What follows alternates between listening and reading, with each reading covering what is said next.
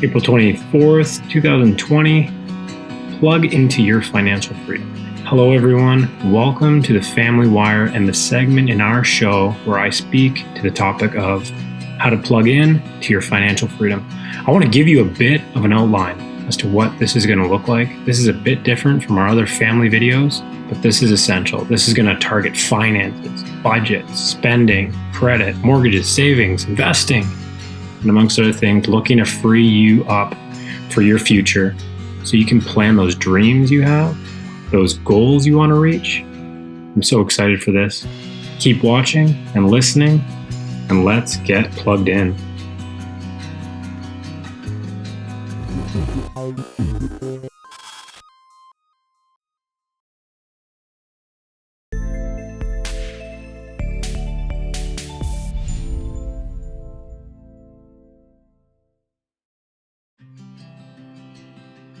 All right, welcome back.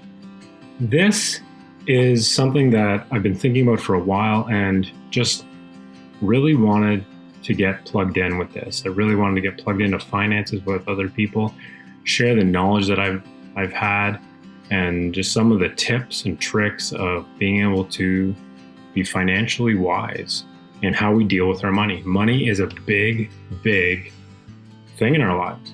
Especially during this COVID-19, a lot of people are really finding themselves short and not enough money. So they have to really go places they don't want to, whether that's building up larger credit stockpiles where you're maxing out your cards, you're not really sure what you're going to get to next month. These are things that I want to help prevent going forward. So first off, I'm not a financial advisor. This is not financial advice. Any information I share with you is purely hobby and knowledge I've gained through experience and just learning and just picking up different books from different financial people, books from Warren Buffett, from various influencers. So I want to give you a bit of an introduction to who I am. I'm Nathan. I'm married. I've been married for 15 years. We have 9 children, soon to be 10 in the next week or two. Our son is due in the next couple of weeks. I love to teach. I love to lead. I love to lead people in different areas of life. One of those areas is finances. And you know what? Finances can be so boring, but to me, it's exciting. I get excited when budget time comes around. For some people, that's not so. Their eyes roll in the back of their head. That's how my wife kind of looks at it. But for me, finances is exciting. It's another thing to check off, another goal to reach. So I've been able to help many people navigate through some of the language and barriers associated with financial stability and financial acumen. Being from a large family, it's essential to be smart with your money. And sometimes finances can just be so cumbersome. You don't even know where to start. You don't know the language, whether it has to do with taxes, whether it has to do with budgeting, whether it has to do with credit cards, these numbers, these words, all these things, all the things in the fine print that you have no idea what it is. We're going to try to change that. We're going to try to look into those things and dive deep. Really, this is just an introduction to that. I just want to introduce myself today. I just want to introduce what I'm going to be doing going forward. One thing I want to note is these times are different for many of us. Some of us have been affected directly by this virus, and some of us indirectly because we have to stay in our homes, send only one person out to the grocery store, and just struggle through such a time as this. There's some of us that don't have work anymore, so, finances right now is just kind of being wiped off the table.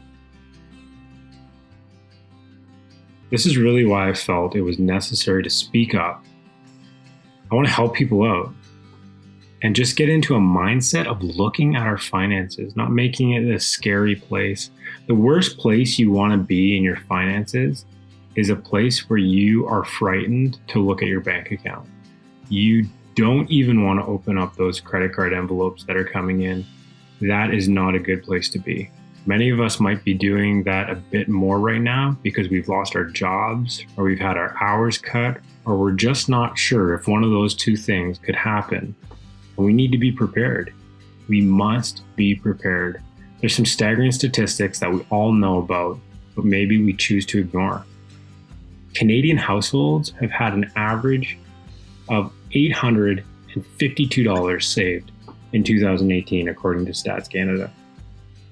That is a tiny number. $852. Most people couldn't survive a month. We need to talk about emergency savings. How do you even get emergency savings started? How do you lower your debt payload month to month? How do you increase your savings? These are things that I want to get on. These are things that I want to talk about, and things that I just want to help you to work through. To put it perfectly blunt, $852 is not enough. Many families couldn't survive on that. And many Canadians are living paycheck to paycheck, just trying to get by. And really, a lot of us and a lot of conversations I'm having are people saying, you know what, I don't know how you do it.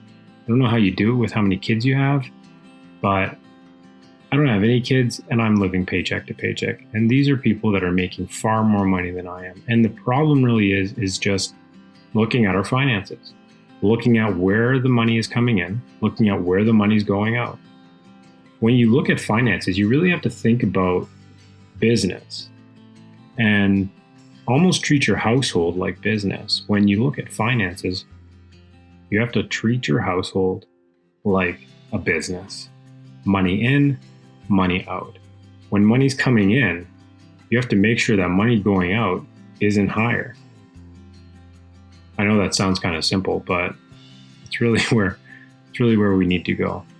Many Canadians are living paycheck to paycheck. But you know what? I'm here to tell you guys that's not how it has to be. But will it be easy? No, it's going to take a lot of hard work. There's some things in the world that don't make a lot of sense to me. One of those things is that finances is huge. Our world revolves around finances. People are looking to make a buck. People are scamming people to make money. People are trying to get by to make money, to live, to feed their families. And one of the biggest fallacies of our generation is that they do not teach financial acumen, financial wisdom in schools. And it makes no sense. Whether you go to private school or public school, they do not teach you about finances, what you need to do with your money. Even in high school, they don't tell you how to create a budget. They don't tell you what it looks like when money's coming in, money's going out. They don't show you what it means to be a philanthropist, so someone who gives money away. They don't show you the benefits of that. They don't show you how you can change the world by donating to charities, and how it's not even that much of a burden on your finances when you do donate to charities, and you can help so many more people. Even though financial stress is one of the main contributors to failing marriages and the breakdown of the family construct, they don't teach this. But that's okay. We're going to try to teach some. Again, I'm not a financial advisor, but this is my passion. I love this. There's multiple topics that we can go through here. If you want to comment below and just pull apart some topics that you really want to talk about, and I'll dig into those things. I'll tell you how I manage those things, and from there, hopefully we can all get in step with our finances, and finances doesn't have to be a scary thing. So there you have it, folks. Keep tuning in and stopping by to hear about different financial topics. Will you journey with me on this financial endeavor and get plugged in to our finances? I'm going to be doing a series on different ways for you to be financially wise and to get ahead, get off that treadmill of life, and have more time for you and your family. There are so many people that are enslaved to work because their finances are just in disrepair. Let's renovate that. Let's change that. Let's change it so that your finances are no longer in disrepair, that you are working towards financial freedom, that this isn't a pie in the sky look, but this is something that you can actually work towards. Have a great week. Have a great day. And I'll see you next week when we get plugged in.